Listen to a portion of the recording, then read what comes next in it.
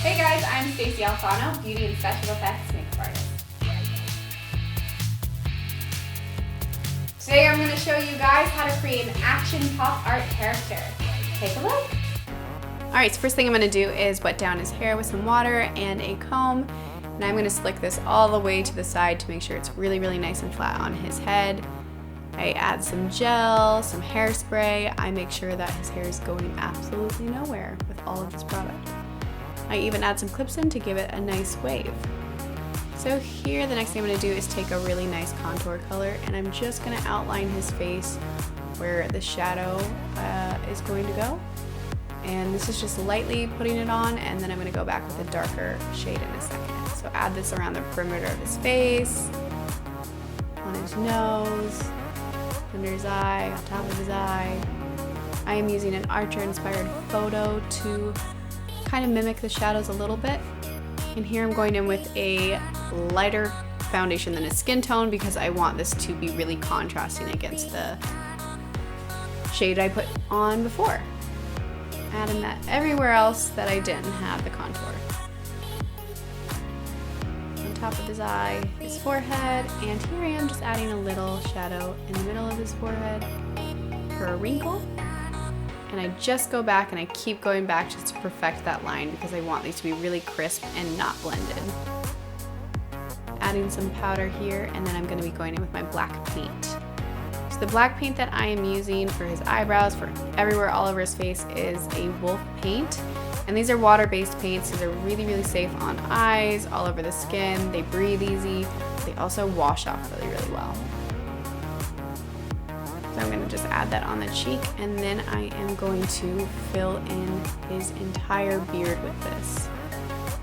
And I'm putting it everywhere. I'm not taking it down the neck. I'm just going to cut it off at the jawline.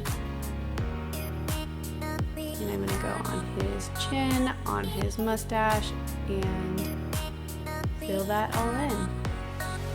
These are some of my favorite paints to work with, and they are really nice to get a really crisp line if you really use a good brush, but you don't want to use a lot of water with these. If you want them to be opaque, make sure you use just a small amount of water. Otherwise, it's just going to run all over the face. So then just fill in that water line, which is his favorite part. And do the same thing on the other side.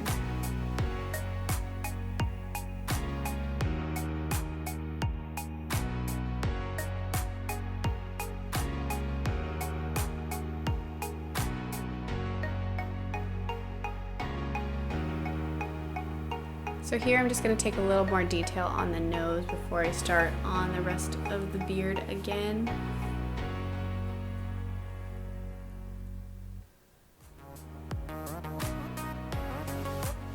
Once again, I am only going to the jawline, and I'm not going to take this down his neck at all.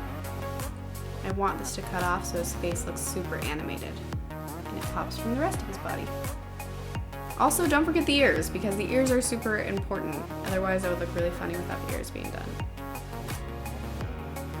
Now I take out the clips.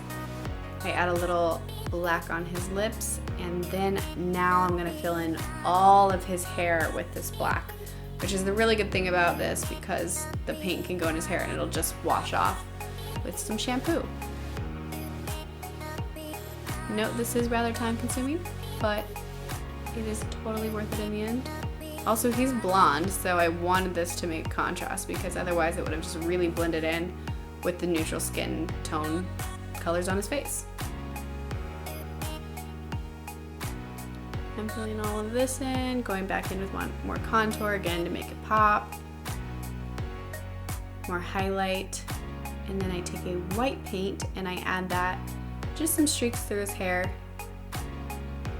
And this is the finished look.